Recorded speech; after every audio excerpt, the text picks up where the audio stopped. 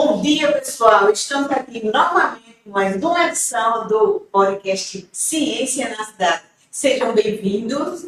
Para quem não conhece o nosso podcast e quiser divulgar aí, o canal do YouTube, segue a gente, compartilha, passa para todo mundo, porque o que a gente está fazendo aqui, ninguém mais está fazendo, viu, minha gente? Estamos trazendo vários projetos, trazendo a informação que talvez você desconheça, né? E o que a gente está fazendo aqui? A gente está trazendo projetos, fala sobre educação e essa inovação da tecnologia, que a tecnologia, por onde é que ela está indo? Tecnologia não só é o fio, cabo, microfone, minha gente, é muita coisa e muito, muito mais, tá? E hoje a gente tem a honra de estar aqui com o professor Tiago Nascimento. Seja bem-vindo. Muito obrigada por sua presença aqui com a gente.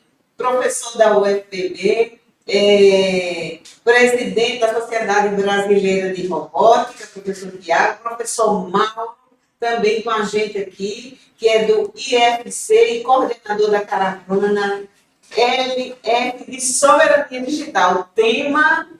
Olhe, um tema que vai dar muito o que falar para a gente. E você que está aí do outro lado, bom dia, ou boa tarde, ou boa noite, né? Quem sabe você esteja assistindo aí em um outro horário que a gente não sabe, de madrugada aí na sua cama. E compartilha, gostou do tema? Soberania digital, tem muita coisa para falar. Tem alguém estudando sobre isso? Tem alguém falando sobre isso? Contribui com a gente, deixa lá teu comentário. E a gente está trazendo aqui novas e novas discussões e mais para você, tá?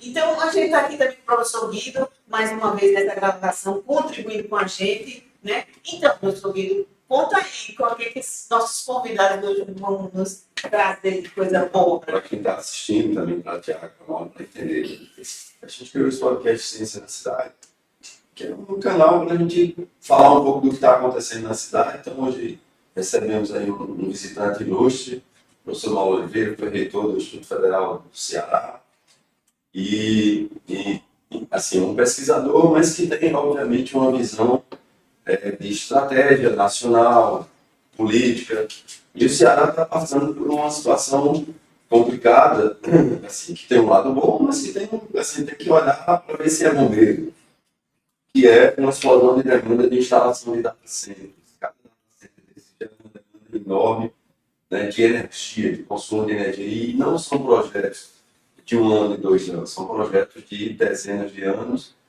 né?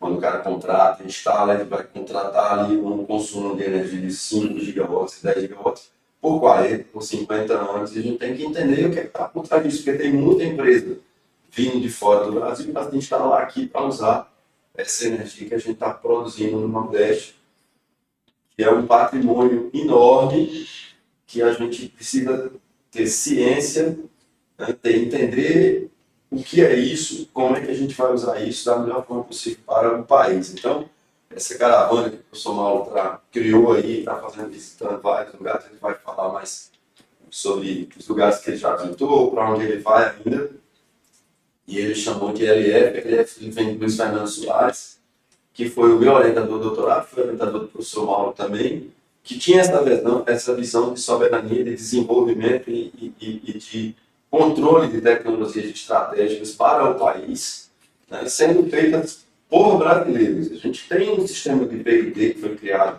né, ao longo dos anos, que é muito forte. A gente tem, né, pelo menos uma universidade federal em cada estado do país, e nessa universidade federal a gente tem uma formação de alunos de graduação de classe mundial, a gente forma igual às melhores universidades do mundo, a gente tem pós-graduação funcionando também, equivalente às melhores pós-graduações do mundo, tem pelo menos um em cada estado do país, o que é um negócio muito interessante. A gente tem uma parte de Morar, tem em todos os lugares do Brasil, além, obviamente, do sistema privado, que também tem universidades de excelência, que inclusive participaram, estão envolvidos aí nessa discussão, né? Então, o Luiz Fernando, como ele dedicou a vida dele assim, trabalhando para que o Brasil fosse soberano em tecnologias que são estratégicas para o país, no caso, a gente tem uma contribuição muito forte, muito importante no nosso sistema brasileiro de televisão digital, que não é brasileiro, ele é latino-americano, outros países utilizam. O Mauro está fazendo uma homenagem, né, quando criou essa iniciativa, ao professor Luiz Fernando pelo trabalho dele, que está ligado ao contexto. Então, Mauro, explica para a gente onde é que essa caravana já passou, vai passar, qual é o objetivo e fala, como você está lá no Ceará, está no olho do furacão dessa discussão de implantação de data centers, o que é que tem de bom, o que é que tem né, que a gente tem que prestar atenção nessas decisões que estão sendo tomadas pelo governo brasileiro, pelo governo do Ceará. Aqui o prefeito, o Cícero Lucena, me chamou, ele disse, tem um monte de data center aí para vir para o Brasil. Nessa discussão, vamos tentar trazer data center para cá. E a gente já tem data centers aqui em uma pessoa e estamos inseridos também nesse debate. Eu acredito que a primeira pergunta seria: o que a gente tem no Brasil hoje em termos de leis, políticas? Quais são essas políticas na área de soberania digital? O que está acontecendo? Eu sei que são 63% do governo brasileiro que tem, né? Mas como é que está isso? Bom, primeiro eu queria agradecer o convite desse podcast. É extremamente importante essa nossa presença aqui, porque hoje é o terceiro dia da caravana Luiz Fernando, Soberania Digital. E eu hoje respondi a tua pergunta muito pertinente. Eu queria, Guido, né, fazer aqui um registro. Que em 2003, eu tive o privilégio, como secretário nacional de telecomunicações, eu tive o privilégio de coordenar vários projetos, e o principal deles era exatamente da TV digital brasileira. E é bom que se diga que foi uma ousadia, que talvez a gente precise se inspirar nessa ousadia, porque naquela época nós tínhamos 3 padrões internacionais querendo vender, né? É sempre assim, o modelo capitalista é esse, né? Todo mundo que tem quer vender, e não foi fácil a gente resistir a essa pressão, né, desses padrões internacionais, o americano, o japonês e o europeu, e o Brasil. Então, nós vamos aqui fazer, um pouco do que o Guido falava, né? Nós temos aí uma competência nacional e nós vencemos e quando eu falo nós vencemos, eu quero destacar a presença do Luiz Fernando, que já foi colocado aqui como sendo um líder desse grupo, e a presença do Guido. Então, enquanto eu cuidava da parte política, porque naquela época tinha gente que dizia: não vamos reinventar a roda. E se não vamos reinventar a roda, você pode botar aí nos aspas, lá, porque na verdade é uma insinuação para a gente comprar, para a gente ir contra todas essas coisas que o Guido colocou, de uma competência nacional. Então, nós tínhamos políticos que não acreditavam na competência brasileira e diziam essa frase terrível: não vamos inventar a roda, para exatamente dizer, vamos comprar logo, porque o projeto que vocês estão aí coordenando não vai dar em nada. Eles erraram, nós vencemos, e esse sistema brasileiro de TV digital ele deve muito a 2 pessoas, como eu falei, enquanto eu fazia a parte política, Guido e Luiz Fernando, né, cuidavam com muito sucesso, né, da questão técnica. O resultado foi o Ginga. É bom lembrar que o Ginga, né, que foi a única recomendação do ITU-T, uma recomendação mundial, né? O Brasil chegou a esse. Então, feito esse registro, né, da importância da UFPB, né, da Paraíba, em algo que hoje serve de exemplo. Então, para responder a tua pergunta, eu quero pegar esse case de sucesso que foi a TV digital brasileira, para dizer que está nos faltando esse mesmo espírito, né, de um Brasil que é competente, de um Brasil que faz um PIX, um PIX que deixa o governo americano doido, né, porque a gente está deixando de pagar cartão de crédito em cima de uma criação brasileira. Esse PIX, né, que nos entusiasma, né, que é muito bom, que nós somos da área informática, sabemos que o Pix dele é 10 vezes mais difícil de fazer do que uma rede social. No entanto, se você analisar bem, esse é o primeiro ponto que eu queria destacar da caravana Luiz Fernando Soberania Digital. Essa é a nossa dependência tecnológica. É o que eu tenho chamado de um colonialismo digital. Se for lá no Aurélio, antigamente a gente ia no Aurélio, né? Se você for lá e olhar o que é colonialismo, você vai ver que a quantidade, o que se paga hoje, né, para a gente ter uma vida digital, né, eu fiz um cálculo, a classe média paga entre 300 e 500 reais mensalmente para a gente viver, né, digitalmente. Então, você pega aí, por exemplo, o ChatGPT, já custa $20, vai juntando aí com o Google Drive, vai juntando aí com o Netflix, outras coisas mais, e isso é assustador. Isso é preocupante, porque o Brasil está cada vez mais como consumidor de tecnologia, e esse consumo de tecnologia vai na contramão da história que eu contei da TV digital brasileira. Né? Nós precisamos, então, dar uma sacudida para ter uma política pública que nós não temos. Então, o Brasil não tem uma política pública de inteligência artificial. No momento em que a inteligência artificial aparece como sendo algo que não tem volta, não tem mais volta. E eu diria que a principal motivação da caravana Luiz Fernando, né, que nos deixou há 10 anos, mas continua nos inspirando, né, é exatamente dizer para o Brasil, isso é óbvio, e aí eu me dirijo à universidade. Né, eu confio muito na universidade, acredito muito nela, e é por isso que eu acredito que a universidade seria o caminho certo para nós retomarmos uma coisa que é urgente.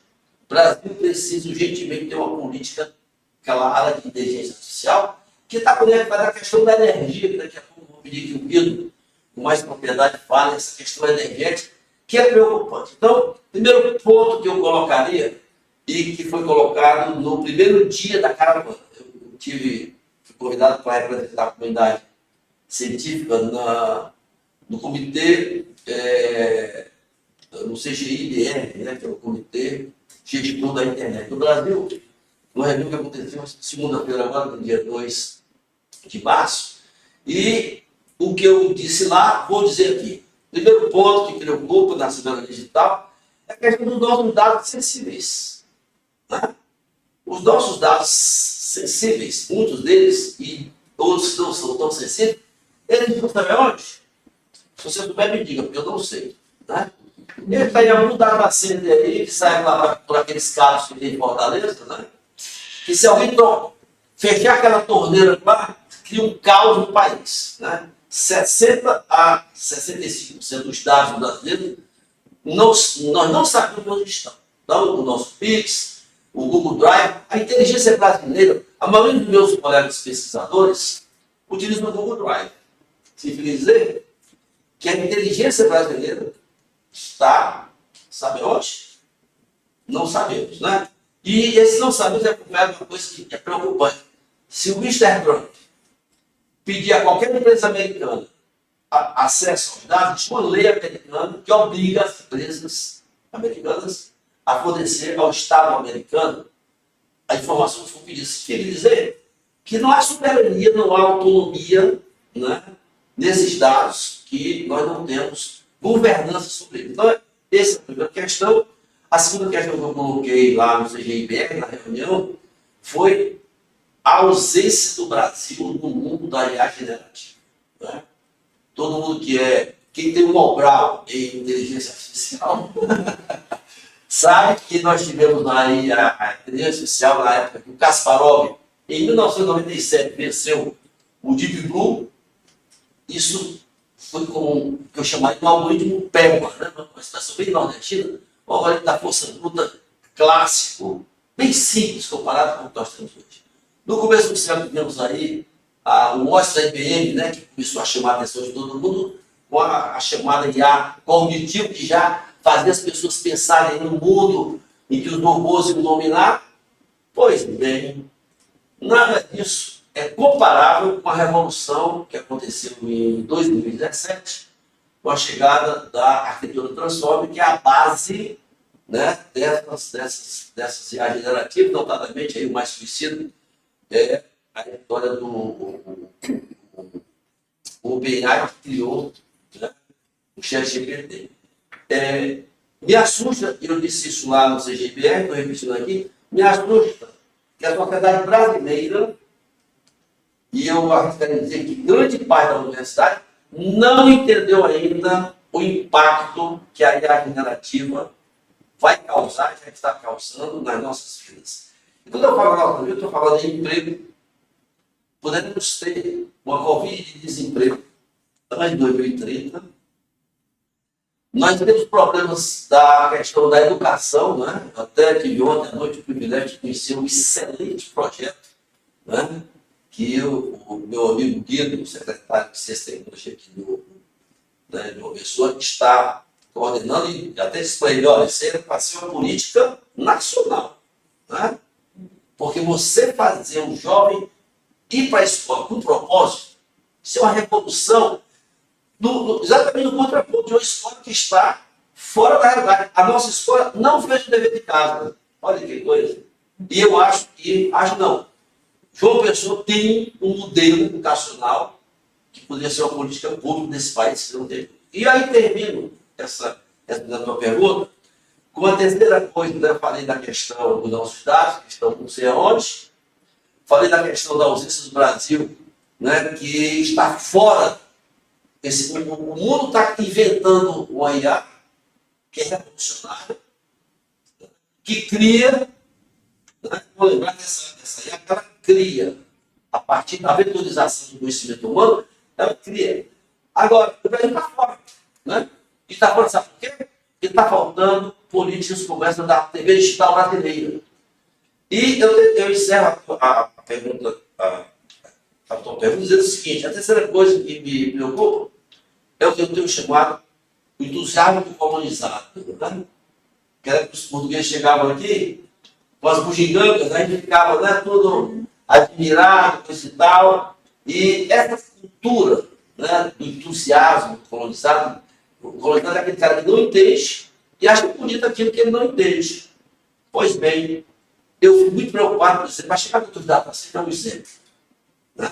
Muita gente empolgada com a chegada, por exemplo, no caso do Ceará, nós temos um data center lá que vai trazer 200 bilhões de reais até 2030. 200 bilhões de reais é mais do que o PIB de 15 estados brasileiros. É muito dinheiro. Agora, não é porque é muito dinheiro que a gente tem que aceitar, né, sem fazer as perguntas, sem pedir contrapartidas. Né? E a gente, eu dei uma notícia, o governo do Estado de Ceará, acatando um pedido da sociedade civil, né? Ele então está exatamente estudando 10 diretrizes que nós sugerimos e que eu apresentei lá no CGIBR, nessa primeira rodada do LF, da Capana LF, né? No sentido seguinte, a gente precisa, né, precisa ter uma compreensão, né, de que não é porque você tem um investimento de fora que você não vai. Por exemplo, esses 200 bilhões, né, 85% do CAPEX, 85% do CAPEX, que é o investimento, é para compra de equipamentos que você não paga imposto. Então, ele nos olha que você tem 200 bilhões chegando. Você tem isenção de impostos na compra dos equipamentos que você importar. Então, é essa coisa. Se você ouvir um político falar, um político de subcomissado, ele fala 200 bilhões. Se você tem um político, né, ou a academia ao lado, você tem que verificar que esses 200 bilhões não são 200 bilhões, ele precisa. E eu finalizo nessa questão do entusiasmo colonizado, com a questão que Guido tem trazido, que é a questão da energia, pessoal. A energia que alimenta a fome da IA generativa, nem nós que somos da computação sabemos que ia acontecer isso. É assustador, é tanto que nos meus artigos eu coloco, no futuro a mãe vai dizer, meu filho, escolheu, você vai tomar banho de água quente, você vai usar o ChatGPT. Você não tem energia. A taxa de crescimento, né, da demanda de energia da IA generativa Está cada vez mais cara, né? eu vou encerrar com essa história lá de Virgínia, do Texas, né? Aquela região. Mas a taxa de crescimento ela é exponencial. Enquanto que a geração de energia é um pouco linear, porque não temos como, pelo menos quando houver nenhuma revolução tecnológica, a produção, seja energia limpa, que o Brasil é campeão, inclusive um elemento de atração desse capital. Mas mesmo as tradicionais, ela não consegue acompanhar, né, a fome, a necessidade da IA. Se fizer, vai ter um impacto no futuro. E aí a pergunta que fizemos hoje de manhã, será que o Brasil está fazendo negociações corretas para a energia do futuro? O CGPR deu uma informação preocupante. Alguém lá da USP falou que não tinha nenhum pesquisador da USP que ele sabia que estivesse fazendo estudo sobre a energia do futuro. Eu vou fazer uma. Nessa questão de soberania, a gente vai começando a entender o que está acontecendo. Então, qual é a capacidade do mundo de gerar energia no futuro? Qual é a capacidade do Brasil? Qual é a capacidade do Nordeste? Então, a gente tem aqui um potencial gigante, né, de gerar energia limpa, e eu acho que muito dessas empresas, grandes empresas que estão, né, olhando e apontando o interesse em vir para cá, estão de olho nessa energia. E essa discussão é muito complicada. A gente precisa realmente estudar melhor isso e entender melhor o que a gente está fazendo com o nosso futuro. Mas aí eu vou pedir ao professor Tiago, né, para ele, do lado, né, da robótica, falar de como é que está o Brasil. A gente tem condição, a gente é independente, a gente é dependente, tem condição de ter um projeto como a gente teve de IA para realmente conquistar uma independência, não necessariamente em todas as partes do sistema, mas pelo menos em algumas partes do sistema, porque ali a gente teve uma decisão de foco. No sistema de TV você tem modulador, você tem multiplexador, você tem antena, você tem isso aqui, a gente decidiu focar em software, que concentra a inteligência, né, do sistema, e fomos bem sucedidos. A gente tem realmente um sistema de software que está instalado em mais de 200 milhões de receptores de TV e é um dos mais avançados do mundo. Está passando por uma nova geração, vai voltar a ser o mais avançado do mundo. Então, como é que está o país em inteligência artificial? Manuel, obrigado pelo estar aqui, mas essa questão é uma pergunta pertinente, porque é algo que vem preocupando a gente, né? A robótica no Brasil, ela começou dividida, você tem pesquisadores da computação, da elétrica, e sempre, apesar de ser antiga as pesquisas aqui na área de robótica, 30 anos atrás, mas o pessoal só conseguiu realmente se juntar agora, 2, 3 anos atrás, como sociedade mesmo, científica. E o que acontece é justamente porque a gente viu que esse investimento, por exemplo, em IA, é quase um hype sério, porque não vê questões em torno. Por exemplo, essa questão dos data centers, da energia, da infraestrutura que envolve a questão da IA. E a robótica é similar. Se você for ver todos os países que investiram fortemente em IA, eles já tinham investido ou investiram de forma concomitante em robótica. Pega a China, por exemplo, né? É uma potência em IA, mas ela também é uma potência em robótica, as maiores empresas de robótica que tem. Estados Unidos, mesma coisa. Europa, a mesma coisa.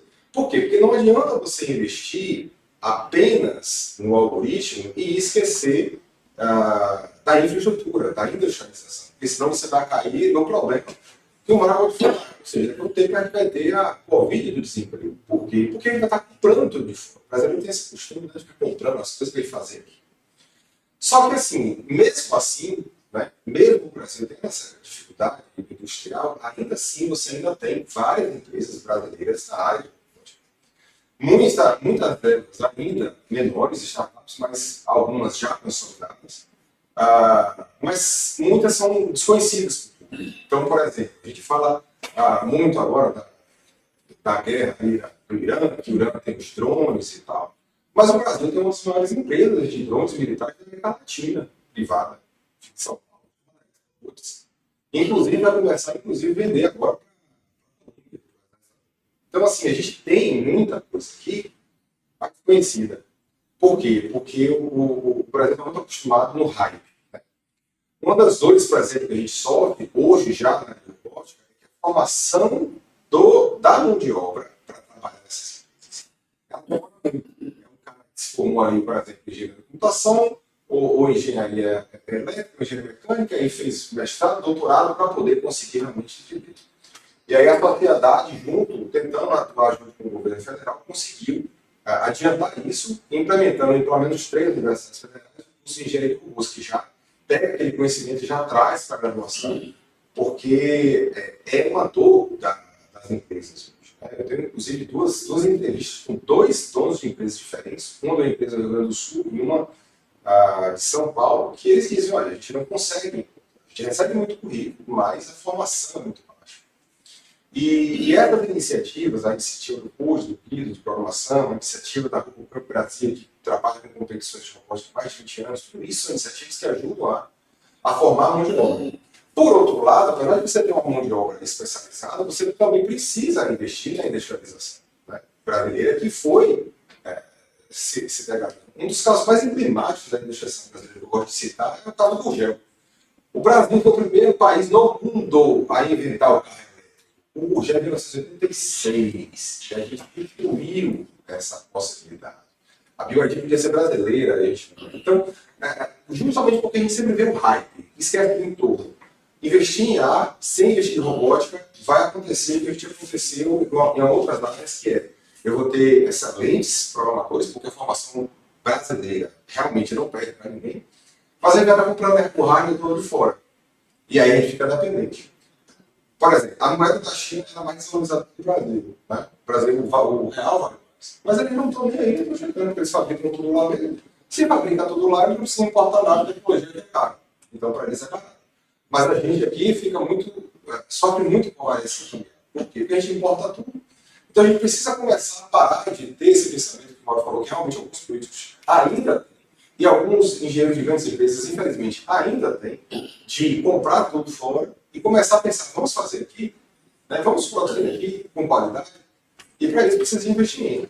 Isso passa pela política, passa pela questão da soberania também, porque o próprio Bill Gates, não sei se vocês conhecem aquele livro, Cultura da Convergência Digital, e diz que alguns países da América Latina eles estão só acostumados a vamos convergir, mas não se pensa na política, né? Não se pensa em fomentar essa política para que esse tipo de coisa se desenvolva melhor. O senhor falou ainda há pouco sobre a possibilidade da criação do curso de engenharia de robótica. Isso já é visível no Brasil ou não? Sim, esse ano de 2026, as primeiras turmas do curso de engenharia de robôs já vão começar em 3 universidades. A FURG, a Federal do Rio Grande, no Rio Grande do Sul, a Federal de Viçosa e a UFPB, vai ter também. Inclusive, teve SISU, um dos maiores notas de corte desses, apesar de ser novo, estava nesses cursos. Mas tem que ir muito mais além, entendeu? Por exemplo, a gente tem, vou dar um exemplo muito simples, a gente tem cursos de ciência da computação espalhados pelo Brasil há anos, mas é como se a gente não conseguisse chegar na base da sociedade. É por isso que o CODE, o projeto do Sorguida, é muito importante, porque você pega aquele conhecimento que geralmente estava restrito ali na pós e traz. O movimento ao Campo Brasil também, que é um pessoal mais ligado à competição, é também para isso, para trazer esse conhecimento que geralmente estava lá em cima, né, na graduação, na doutorado, para o ensino médio fundamental. Mas, novamente, isso não é o suficiente, porque o que acontece? Se você investe em mão de obra, mas você não investe na industrialização, o que vai acontecer? Fuga de cérebro. O pessoal vai fora. Eu sei programar, eu vou trabalhar fora, eu vou embora daqui. Entendeu? E a gente não quer isso. Então, assim, um trabalho de conscientização da população ele é muito importante. Tá? As pessoas não sabem. Né? Por exemplo, como eu falei, uma das maiores empresas de drones da América Latina, brasileiro quase não conhece. Geralmente o pessoal mais especializado. Isso precisa ter publicizado. Né? E eu acho que é isso que falta. Socialmente e politicamente também. Né? Parar de pensar um pouco em hype e pensar em projeto mesmo. Vamos falar um projeto. Assim, uma tese, né, que o Mauro está seguindo a gente conseguiu, no caso da televisão, um projeto nacional. E projetos são multidimensionais, em várias dimensões. Quando você pensa num projeto que vai ter um projeto de 20, 30, 40 anos, você tem formação de recurso humano, aí você tem o estímulo às empresas de base tecnológica né, que quando é uma tecnologia disruptiva, quando o cara começa, ele não tem nem para quem vender. Certo? O mercado é pequeno, então você tem que garantir compra, aí usar o poder de compra do governo. Tem uma série de fatores para a gente ter domínio tecnológico e ter sucesso numa tecnologia. Então, isso envolve projetos nacionais. E aí, a questão agora, vamos dar um pouco na solução. O que a gente pode fazer? Eu acho que é uma das coisas que o Mauro está tentando ali. Qual é a solução? O que a gente faz para se inserir nessa disputa internacional por esse conhecimento, que é um mercado explosivo, porque quando a gente passou ali das máquinas de busca da Google e das redes sociais, da Microsoft, para a IA, certo? O Mauro colocou aqui, a coisa já aconteceu, né, com um pagamento de R$100 por mês, é muita grana. Certo? E eu pago, o Mauro paga, o Thiago paga, todo mundo aí virou assim. Então, Você coloca isso, pessoal. é um troco de dinheiro que está migrando, e não tem Eles faziam lá em Minas Gerais, levando ouro. Não é muito diferente. coisa mais fácil. Eu não queria pegar Então, uma solução. Quer Mas dizer, eu acho que Então- com a criação do curso de engenharia, mas isso é uma dimensão, né? Mas também tem um tempo de resposta, tem um volume. Né? Eu encontrei com o Thiago Brasil, quando ele estava negociando isso no MEC, né, apoio para essa iniciativa. Aí ele disse, vou pedir dinheiro para o curso. Eu disse, não peça dinheiro para João Pessoa, peça para uns 40, 50, 100. Para a gente ter uma coisa, começa, não vai começar com 100, vai começar com 1, com 2, com 3. Começou com 3, mas aí ano que vem tem que passar para 30, depois para 300, depois para 3.000. Quer dizer, a gente tem que ter essa visão assim, de se eu quero disputar com a China, ou no plano brasileiro que acho, que o Mauro vai falar um pouco sobre isso, a gente mirou o seguinte, vamos ficar pelo menos equivalente a França, Itália e Espanha. Certo? Vamos pelo menos nivelar com esses 3 caras. E aí, para nivelar com esses 3 caras, aparece um número, 23 bilhões de investimento.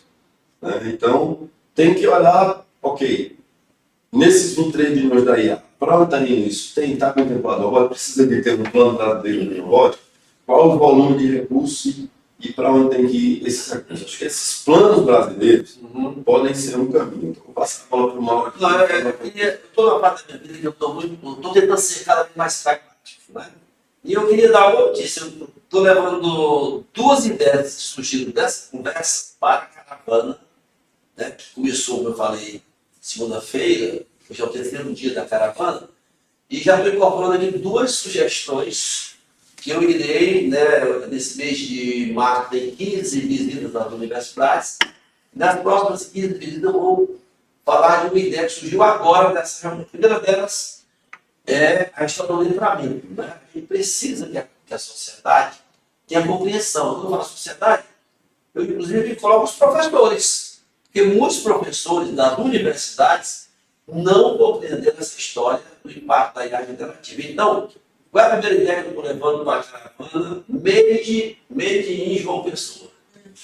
É o projeto Code, né, que o Guido colocou. E, bom, nós temos aí o atual ministro da Educação, nós somos colegas, né? Eu era secretário de Ciência e Tecnologia, quando ele era secretário da Agricultura e do Estado do Ceará, não está em Nabu. Então, a gente eu estou me comprometendo, né, a levar essa experiência aqui de sucesso, que me deixou muito empolgado, que é a experiência do Code, era até bom que depois explicasse um pouquinho melhor, como uma proposta dentro da caravana. Por quê? Porque eu não vejo letramento melhor do que você fazer uma criança, um jovem, ter propósito ao ir à escola. A escola que está aí é uma escola que esse propósito acabou. Não sei se vocês assistiram aquele filme Adolescência. É um filme que mostra o problema que houve, né, um garoto que assassina, matando uma criança.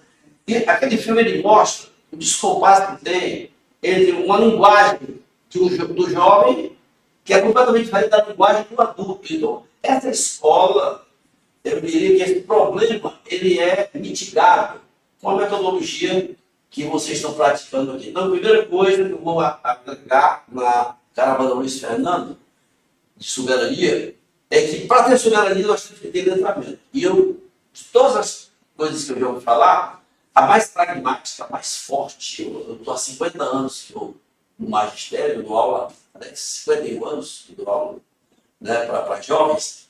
Eu não vi nada mais recente do que o que o Guido me contou do projeto de vocês. Então, já estou colocando essa primeira coisa made em João Pessoa. A segunda coisa é a ideia do Thiago. Eu acho que essa questão da robótica é bem facinho, Guido. Vários cursos que tem por aí, né? Que, por exemplo, lá no próprio no IFCE, no fui diretor, a gente criou, no início do Instituto, há uns 20 anos, nós criamos curso de mecatrônico, telemática e tal. Naquela época era importante. Mas eu concordo 100% com o Thiago que essa ideia, né, de você ter, né, essa questão de curso de robotização, coisa parecida, isso é uma urgência.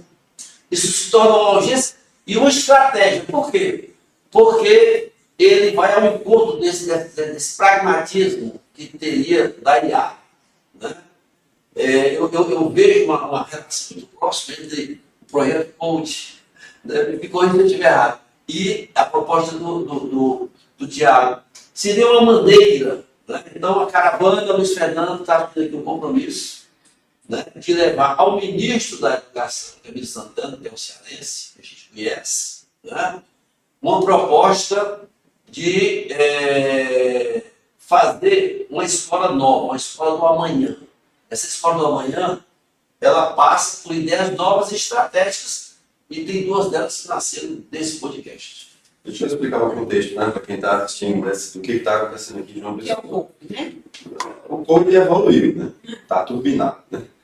Porque, assim, quando eu fui, né, conversar quando o prefeito me convidou, eu disse, não, vamos ter uma ação forte, né, no fundamental. E qual é a gente, na área científica, a gente começa as coisas, os projetos, as coisas, com a questão de pesquisa. Qual é a questão de pesquisa? Responder a seguinte pergunta: o que é que eu vou fazer na escola? Todo mundo que está escutando, de fato, essa pergunta. Você, quando era criança, tinha lá 8, 9, 10, 11, 12 anos, se alguém perguntasse a você o que é que você vai fazer na escola, por que você vai para a escola? Quase 100% vai dizer, eu para ir para a escola porque meu pai e minha mãe me botavam para ir para a escola. Se eu não fosse o cara sempre comia antigamente, né? Hoje não é mais assim, mas na minha época É obrigado. você tem que ir, você nem sabe por que você vai.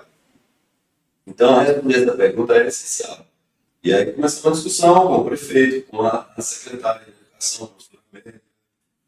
E no início, a gente não tinha uma resposta. Aí eu coloquei uma tese. Você vai para a escola para aprender, né, colocar dentro da sua cabeça um produto que depois você vai vender, que é o conhecimento. Então a gente vai ali aprender coisas que depois a gente vai vender. Mas o que a gente ensina, né, professor América, mas dos meninos, eu tenho um desafio que é alfabetizar, a menina aprender a ler, não sei o que, como é que você quer chegar e ensinar a menina a programar um computador? As linguagens são em inglês, então é muito longe. Aí, o que apareceu na minha cabeça é sério. Por que você tem muita dificuldade em alfabetizar o menino aprender português, o menino aprender matemática? Porque ele não sabe para que serve isso.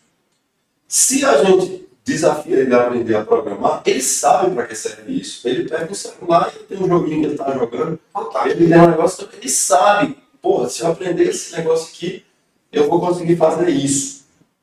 Certo? Então daí surgiu o que começou como um projeto Code, que uma outra decisão do prefeito, da secretária América, eu participei da discussão ali, mas o crédito é do prefeito que decidiu me chance e da Secretaria de Educação, toda a equipe que se mobilizou e colocou em escala todos os alunos. A oferta foi de 11 mil vagas. Todos os alunos do oitavo e nono que quisessem iam se inscrever. Se inscreveu 50% no primeiro ano, 50% a gente atendeu 11 mil. É uma escala muito alta, um desafio. Como você levar isso, aí, mobilizando a universidade. Né? Então, e o prefeito Cícero achou pouco. Aí agora, e a gente dava a bolsa para 10% dos alunos, que já uma bolsa de R$300, eventualmente uma família que ganha 800, não impacta. O menino já sabe o que vai fazer na escola. Ele vai aumentar 50% da renda da família dele, com 12 anos de idade, com 13 anos de idade. Certo? E ele, para conseguir esse recurso, ele tem que ter notas boas em matemática e português.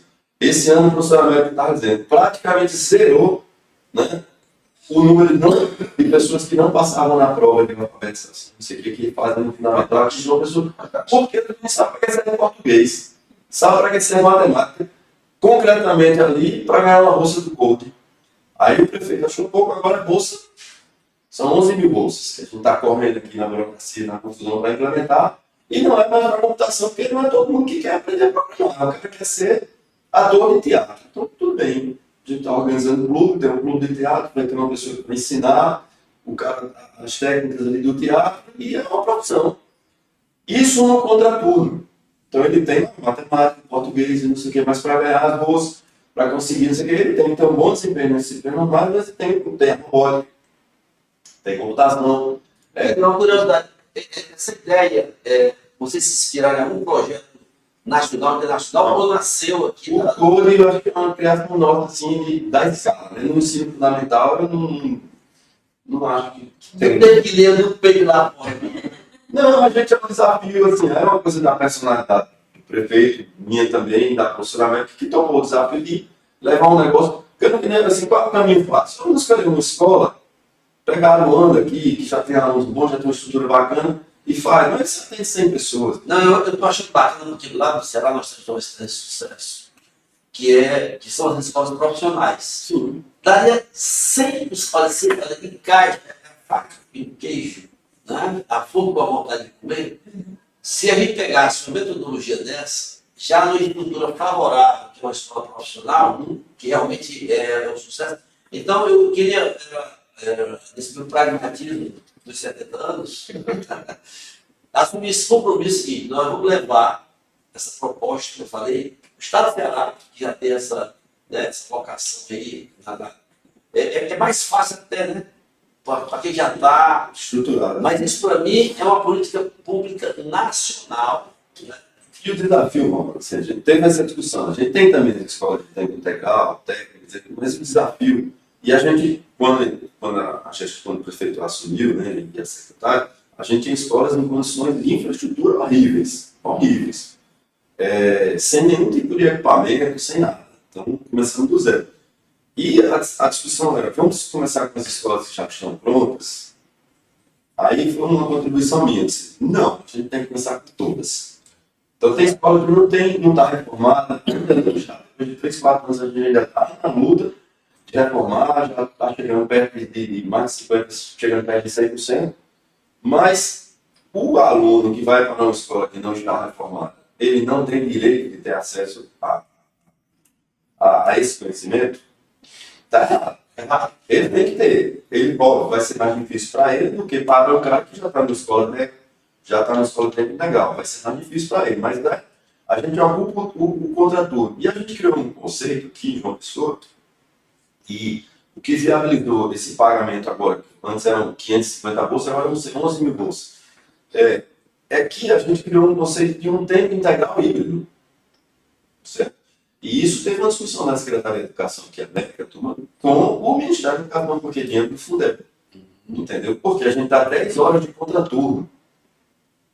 É como se fosse um ensino profissionalizante, porque se ele vai fazer teatro, ou dança, ou computação, ou robótica, ele está vendo uma profissão, aprendendo uma coisa que no futuro ele vai trocar por dinheiro. E a bolsa é didático, é uma mensagem. O que é que eu vou fazer na escola? Eu vou adquirir conhecimento para conseguir ganhar dinheiro. Eu me permite comentar sobre isso. Eu naturalmente, já li muita coisa sobre pedagogia, sobre natural, que é professor. Mas eu confesso a você que o que mais chama a atenção da nossa conversa é que a proposta do Code, ele responde a algo que eu nunca vi escrito por aí, mas que é fundamental na formação do jovem. Né? Tenho uma experiência na favela lá em Fortaleza, que hoje não é mais uma favela, que é uma no digital. E a grande conclusão lá, que eu acho que vai ao encontro do que o Gui está fazendo, é quando você dá uma oportunidade ao jovem, né? Você se surpreende de dar essa oportunidade. Porque eu vejo que o Gui faz com muita competência, e que eu nunca li nos análises das pedagogias, ele dá um propósito. Isso que o Gui falou, sem recorrer a nenhum teórico da educação, O Code ele dá um propósito, lá o garoto percebe que está ajudando a família, que está ajudando a ele mesmo. E aí, a frase para mim é a frase chave que o Guido colocou. Quando ele sabe para que serve a matemática e o português, que ele está indo lá aprender. E o bacana é o festival, né? Tem as O competições, festival né? tem as competições. E quando aparecem esses aplicativos, né? Que os meninos estão lá na competição, na Semana Nacional de Ciência e Tecnologia, que aconteceu, o festival aconteceu lá. Então tem 1000 aplicativos. Tem um aplicativo que a menina fez todo aquele costume. Não, assim, tem. Como é um festival, é uma votação, é aquele popular, né? Que já deu Qual é, festival. qual é o melhor aplicativo aí? É o site, abre o site. Primeiro ano, abri no site, não deu 2 horas, os caras já tinham atacado, já tinha robô lá. Aí tem um Aí a mãe, a gente respondeu o problema da justiça, porque a mãe de uma menina que estava na frente, quando os meninos botaram o robô para votar, ela saiu do primeiro, do terceiro, terceiro, a mãe botou a gente no Itaú, porque tinha robô votando, aí eu fui explicar para ela aqui. Aí ela disse, professor, eu quis dizer que era difícil de fazer um robô, eu falei, professor, eu com R$1.000 eu entro na internet, compro um robô e boto pra votar. Aí a prefeita ligou para mim reclamando, pô, não confusão danada, a gente arrumou a votação, virou robô, né? Não, confusão boa e teve discussão. A mãe, não estamos falando nem da aluna que estava no Code, o aplicativo dela ganhou R$5.000 de prêmio, né? Ela fez um aplicativo para adoção de pets, né? Aí teve, esse ano foi o TDAH Helper, o de adoção de pets. Então teve um que era de saúde dela, uma marca sensacional, porque eles têm que ganhar uma votação, então eles trabalham com marca. Aí tem um que é de doação, intermediação de doação, você diz o que é que você precisa e para o cara não ficar doando coisa que você não precisa. Então, resultados muito legais. Deixa eu dar um contraponto, que é algo curioso isso, né? A gente sai de uma comunidade extremamente forte no nível superior da computação, olha para a educação básica e vem esse projeto bacana do Code. Na robótica, aconteceu um fenômeno ao contrário, bem diferente. Porque a gente não tinha um nível superior consolidado. Como eu falei, a robótica sempre surgiu no Brasil fragmentada, ela está começando a surgir agora. Mas já existiam pesquisadores, então a iniciativa RoboCamp com as competições de robótica, e um pouco depois, essas robótica na escola, né, que geralmente você tem muito professor do IF que trabalha com isso, muito professor desde 2014, governo e prefeitura investem aqui, em São Paulo também já tem história, em vários outros estados. Só que no nível superior não. Então, é muito comum você dizer o seguinte, o pessoal me pergunta, você trabalha com o quê? Não, eu sou pesquisadora de robótica. Ah, meu filho também faz robótica. Ou seja, o pessoal mistura a robótica alto nível, avançada, industrial, né? Robô de limpar a sua casa, com inteligência artificial muito lá em cima, o robótica educacional, por causa desse alto investimento da massa, o menino crescia com essa formação e ia fazer o que com isso? Ia para onde? Não tinha curso superior para o cara se formar, não tinha empresa direito para se formar. Então, o que a gente está tentando chamar a atenção do governo federal eles mudaram um pouco essa metodologia, achando que é só IA. Se você for ver, por exemplo, os planos, né, da nova indústria Brasil, por exemplo, ele bota lá um capítulo para IA, para a robótica, mas como um apêndice. Né? Ele sabe que a robótica é tão importante quanto, porque a gente costuma dizer que a robótica, existe uma frase muito famosa, que é a robótica é o meio pelo qual a IA ganha no mundo físico. Se não tem a robótica, a IA fica no computador, fica na nuvem, fica na esfera digital, ela não ganha no mundo físico. Então, ela precisa do corpo, é a mente e o corpo. Se você não tem o corpo, não serve de nada, a mente, foi no espaço. Né? Então, hoje a gente precisa trazer para o governo que o caminho, enquanto que essa política governamental para a automação, ela tem que ir para a base, e aí eu concordo. Na robótica tem que ser o contrário. Ela tem que ir para o nível superior e ela tem que ir para a indústria. A indústria precisa ter fortalecido. Porque aquela indústria passada, né, da década de 80, não se sustenta mais. A indústria atual agora é uma indústria robotizada. A Longtree, que é a maior fabricante de robôs humanoides do mundo, 80% do material dela é produzido na China. Ela não precisa importar nada. E outros, eles começaram agora a fazer testes onde os próprios robôs que elas fabricam estão fabricando os próprios robôs na linha de produção. Isso é um outro podcast. Estamos Eu criando uma nova eu espécie. nunca imaginaria eu com 13 anos, com a idade que esses meninos têm hoje no segundo grau, os meninos fazendo foguete, né, professor? Pois é. Desenvolvendo aplicativo para encontrar um pet que está sumido. Né? Isso é muito Olha, interessante. também tem uma questão que vocês, eu acredito que não é só em Fortaleza, acho que todas as capitais do Brasil todo, nós temos uma questão muito séria com a questão das facções em relação aos jovens. Então, eu vejo que o Code ele tem um potencial extraordinário para poder o jovem resistir à facção. Né? Porque na hora que ele vê que ele está diante de algo que é prazeroso, né? Fazer é prazeroso. Que ele vê propósito, essa palavra é fundamental. Ele vê propósito em ir à escola.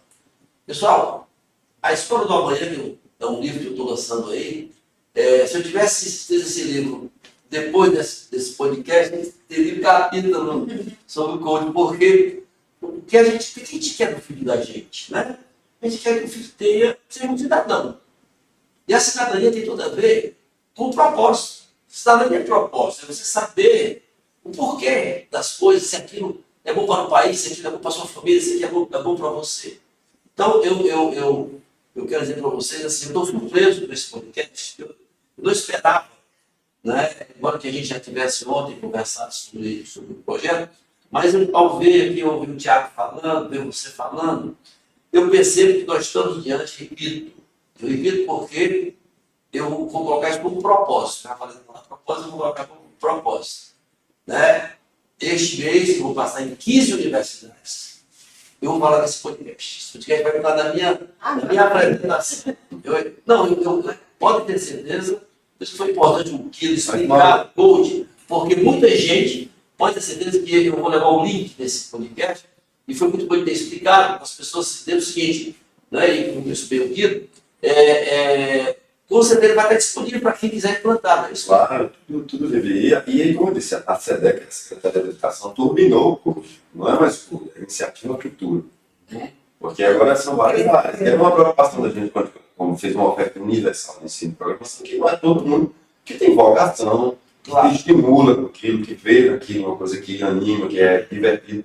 Não, tem gente que gosta de dançar, tem gente que gosta de ir para um teatro, tem gente que gosta de praticar um esporte, tem gente que gosta de fazer foguete, fazer robô. Então, tem em todas as áreas. Esse ano a Iniciativa Futuro, você organiza um clube numa área específica, aí tem aviônica, astronáutica, qualquer tema. Aí tem um professor, um estudante da universidade que agrega dentro da escola do fundamental, que os professores estão preparados para o ensino fundamental. Aqui a gente está trazendo um pouco de... Mas eu acho bacana até fazer essa pergunta para você.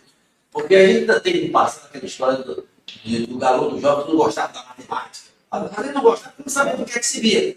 Eu desconfio, e aí uma pergunta que eu estou fazendo, mesmo aquelas pessoas que, por exemplo, estão mesmo na área de teatro, você pode usar a inteligência artificial para poder lhe ajudar a fazer uma pesquisa. A pergunta é essa. Existe uma transversalidade? Existe, porque qual é o efeito? O efeito é resultado, a gente está organizando os números, provavelmente vai ter gente fazendo doutorado aí, com o que aconteceu aqui, que é, assim, essa mudança do propósito. Saber o que ele vai nessa, saber para que serve matemática. Ele sabe que se ele tem uma boa nota em matemática, em português, em inglês, ele ganha uma bolsa do Code. Mas Você tem também tem uma competição. Sabe, a minha pergunta é se essa transversalidade, né, da tecnologia, ele está lá no teatro, gastronomia, uma área que aparentemente não... Mas ele perceber, porque, por exemplo, a IA está entrando em todas as áreas. Não tem nenhuma área que não esteja entrando. A minha pergunta... Olha, você falou de IA. Eu tive um Cláudio Pinhanes, né? Você conheceu que ele era o número 1 de IA da IBM aqui no Brasil. A palavra do Thomas Watson, não sei o quê. Eu conheci Cláudio, fui apresentar a universidade da minha tese de doutorado no Congresso da Inglaterra e ele estava apresentando. O que ele estava apresentando lá, o título era It and I. Eu e a coisa. Era um personagem humano, era uma peça de teatro. Um humano e um robô. E uma interação ali. Então, Digo de São Paulo. teatro. Cláudio é um cara interessante. Eu acho que o pai é matemático, e ele é professor da matemática da USP, e a mãe é Ou seja, o Gold ele facilita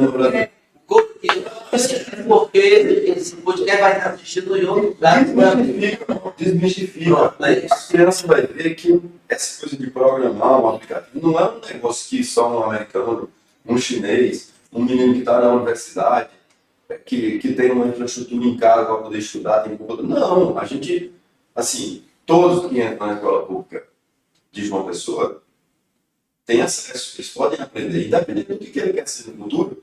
Mas, inclusive, nessa iniciativa futura, ele vai fazer teatro, ele tem 2 horas de programação, porque a gente já está. Essa é uma transversalidade como uma estratégia de letramento. O meu livro, que eu não trouxe aqui para mostrar, mas o meu livro exatamente fala sobre a digital, vou até tentar mostrar. Ele é a digital e o subtítulo é exatamente colonização e letramento. Então eu vejo, estou falando isso porque eu vejo, eu falei essa história do pragmatismo. Pronto, eu queria mostrar aqui esse livro aqui, porque ele. Mas isso é tão Não vai ficar amanhã aqui, mano. A gente tem que fazer o isso é tão grandioso. um negócio que foi bacana, a gente colocou vários problemas, o objetivo da cada Não sei se dá para ver. Ele corta Nossa, lá a a imagem. gente deixar lá. Ele Nós queremos dizer que eu estou agregando, quando eu falar em letramento, eu estou falando de letramento como uma necessidade, mas eu tenho uma política pública. Como é que você pode ter política pública se os políticos, os professores, as pessoas não entendem, e esse entendimento é o letramento, é você saber. Então, eu estou incorporando, porque eu não faço questão, eu nem fazer a propaganda deste livro, super vendido lá em casa. Teve umas 5 compras, mas não é por isso, é porque esse tema do letramento, eu não tinha até então tido uma proposta pragmática para ele. E vou agregar ao livro esse projeto que eu estou entusiasmado. Olha, em termos de conhecimento, o projeto Code, esse projeto nosso, é tão grande que, principalmente o Code, que parte de uma questão, trazendo para o meu lado da ciência, sou jornalista, da área de ciências humanas, parte do princípio da concepção de Paulo Freire. Você tira a criança engessada na cadeira para algo prático, e o Code faz isso. E o Ciência na Cidade faz isso. Prático que ela quer aprender. Isso. Paulo Freire chegava ali e o que é que esse cara precisa saber? Ele precisa saber como é que ele trabalha o solo para ter uma produção melhor. Então vamos trabalhar isso, porque aí isso vai fazer com que ele tenha interesse de matemática para poder. Paulo Freire, e olha só, isso que vocês estão falando é um contraponto ao colonialismo que eu falei há pouco. Porque na hora que você tem consciência de que você é capaz, já no nível fundamental, que você é capaz de fazer aquela. Você então desfaz, porque na minha época, pirrita, né, com a expressão bem cearense, os caras diziam que os americanos eram mais inteligentes do que a gente, havia essa cultura, né?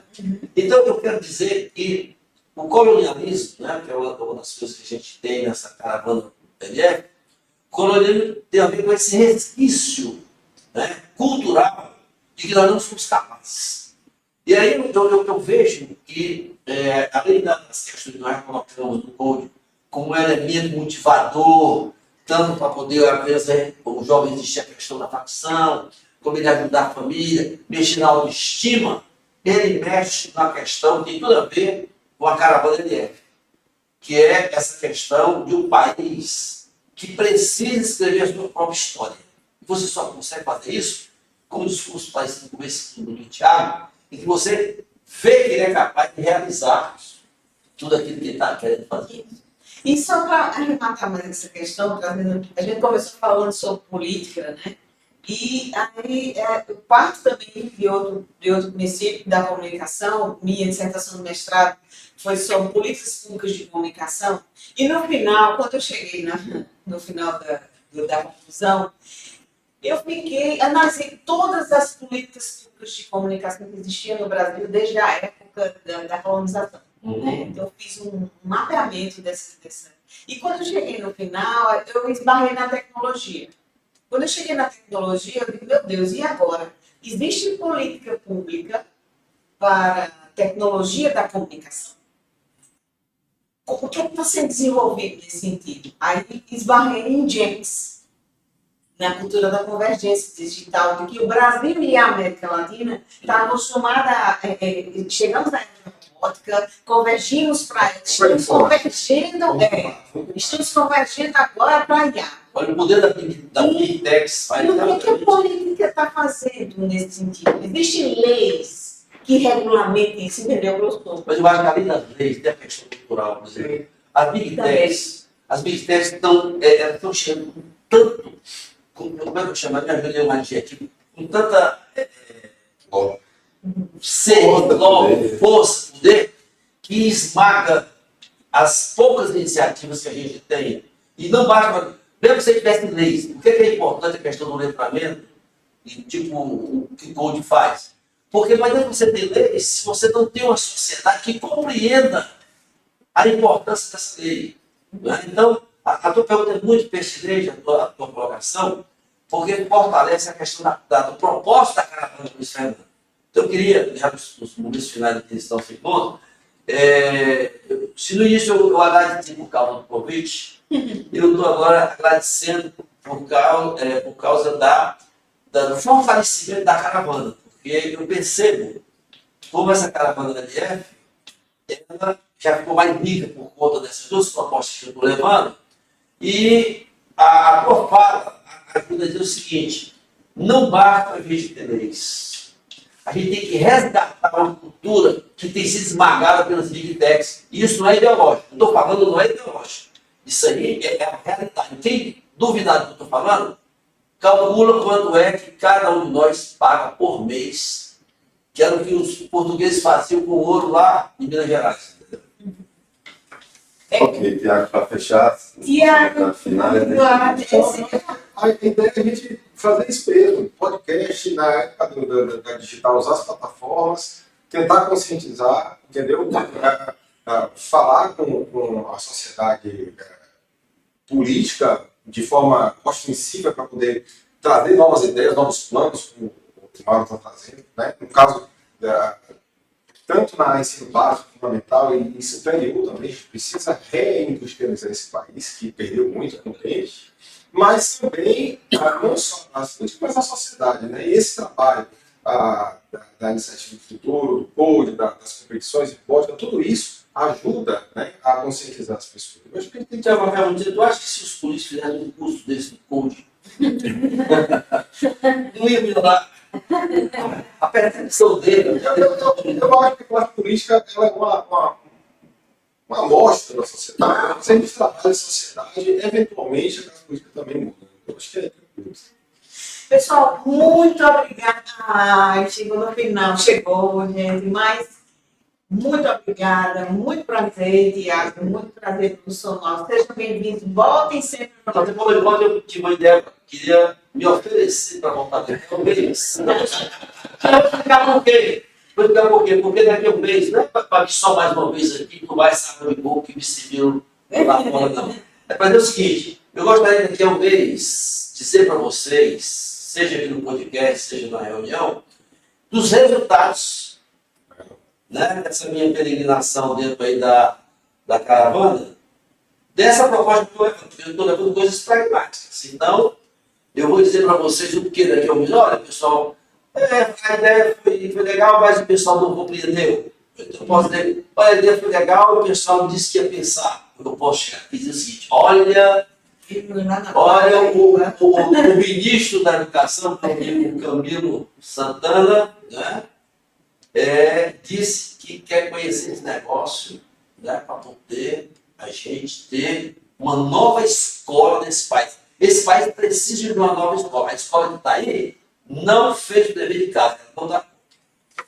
É isso aí. Ok, Bem, obrigado, muito Mauro. obrigada. Tchau, tchau, pessoal.